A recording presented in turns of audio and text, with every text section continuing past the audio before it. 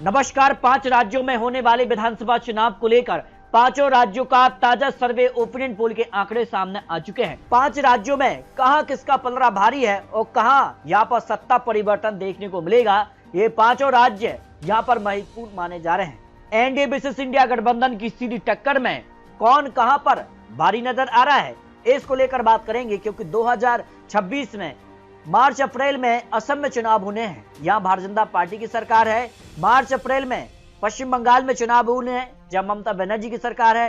अप्रैल में यहाँ बात की जाए तो पौंडुचेरी में, और अप्रैल मई में तमिलनाडु, और मई में यहाँ केरला में चुनाव होने हैं। ये 5 राज्य इसलिए महत्वपूर्ण माने जा रहे हैं, केवल एक राज्य में ही भारतीय जनता पार्टी की सरकार है। लेकिन इस बार क्या भारतीय जनता पार्टी यहाँ पर जो है राज्यों में अपना इजाफा करने जारी है, इसको लेकर बात करेंगे, क्योंकि 2026 में इन 5 राज्यों में बात की जाए तो पश्चिम बंगाल, असम, पौंडुचेरी, तमिलनाडु और केरल में यहां पर चुनाव होने जा रहे हैं।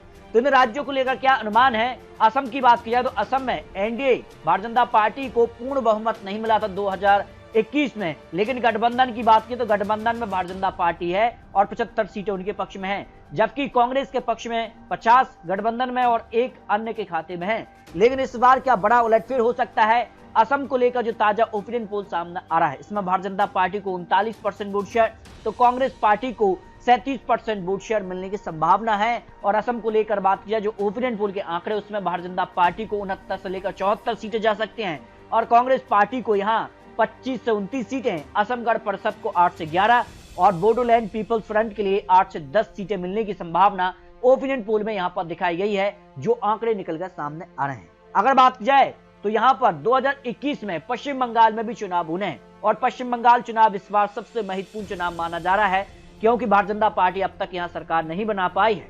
लेकिन जो लेटेस्ट ओपिनियन पोल सामने आया है वो चौंकाने वाला सामने आ रहा है। यहाँ बात किया तो तृणमूल कांग्रेस ने 213 सीटें, भाजपा को 77 सीटें, कांग्रेस 0 सीटें, वाम दल को 0 सीट, अन्य पार्टी को केवल 2 सीट ही मिली थी। तो माना जा रहा है कि 2026 में इस बार तृणमूल कांग्रेस और भारतीय जनता पार्टी के बीच ही सीधी टक्कर यहां पर होने जा रही है, क्योंकि लगातार ममता बनर्जी अपनी सीटों में इजाफा करती नजर आ रही है। लोकसभा चुनाव हो या विधानसभा चुनाव, यहां अगर बात की साल 2011 में पहली बार जब मुख्यमंत्री बनी तो 184 सीट उनके पक्ष में थी, 39% वोट शेयर मिला था। 2016 में 211 सीटें और 45% वोट शेयर, 2021 में 215 सीटें और 48% वोट शेयर, यानी वोट शेयर में भी इजाफा हो रहा है और बात किया सीटों में भी इजाफा हो रहा है। तो 2026 में क्या सीटें घटेंगी या फिर खेला होबे का जो नारा दिया है वो होने जा रहा है। नई सरकार के लिए 21 पार्टी को वोट कर सकते हैं, इस पर 40% टीएमसी को वोट मिल सकता है, भारतीय जनता पार्टी को 31%, कांग्रेस लेफ्ट को 7% लोग मानने के वोट उनको कर सकते हैं। तो ऐसे में बात किया जो ओपिनियन पोल हाल ही में जो लेटेस्ट ओपिनियन पोल है जिसमें जनमत पोल के सर्वे आया, उसमें टीएमसी को 150 से लेकर 180 सीटें, यानी सीटें घट रही हैं 2021 के मुकाबले, लेकिन बहुमत का आंकड़ा टीएमसी के पक्ष में नजर आ रहा है। तो भारतीय जनता पार्टी को 80 से 110 सीटें, भारतीय जनता पार्टी की 77 से जो सीटें थी उससे भारतीय जनता पार्टी आगे निकल रही है। वहीं लेफ्ट कांग्रेस गठबंधन को इस बार 15 से 25 सीटें मिलने की संभावना लगाई जा रही है। तो माना जा रहा है कि लेफ्ट और कांग्रेस के लिए जो 15 से 25 सीटें हैं वो किसकी तरफ जा सकती हैं, वो महत्वपूर्ण हो जाती हैं। जबकि तमिलनाडु में भी 2026 में चुनाव होने जा रहे हैं और 234 सीटों का जो ओपिनियन पोल का आंकड़ा सामने आ रहा है वो चौंकाने वाला सामने आ रहा है। यहाँ अगर बात की किसे सीएम चुनेंगे, इसको लेकर भी बात किया तो चौंकाने वाले आंकड़े सामने आ रहे हैं। तमिलनाडु के लिए किस पार्टी पर यहाँ पर जो है वोट कर सकते लोग सही पार्टी के तौर पर देख रहे हैं, तो डीएमके जो कांग्रेस का गठबंधन उसको 37% लोग तमिलनाडु के लिए अच्छी पार्टी दिख रहे हैं। एआईडीएमके और भारतीय जनता पार्टी का गठबंधन हाल ही में बना है, इस पर 33% हैं और यहाँ पर टीवीके को 12%, यानी टीवीके जो पार्टी है वो निर्णायक होगी तमिलनाडु में, आखिर वो किसके साथ जाते हैं, वो किसके यहाँ पर तरफ हो सकते हैं। लेकिन ओपिनियन पोल के आंकड़ों में तो तमिलनाडु की बात किया, ओपिनियन पोल के आधार पर यहाँ पर 97 से लेकर 120 सीटों का अनुमान भारतीय जनता पार्टी एआईडीएमके के गठबंधन जो बना है, जबकि यहाँ पर 110 से लेकर 122 सीटें यहाँ पर डीएमके और कांग्रेस का जो गठबंधन है उसके पक्ष में जा सकते हैं। जबकि टीवीके पार्टी भी यहाँ पर निर्णायक, उसको 15 सीटें जा रही हैं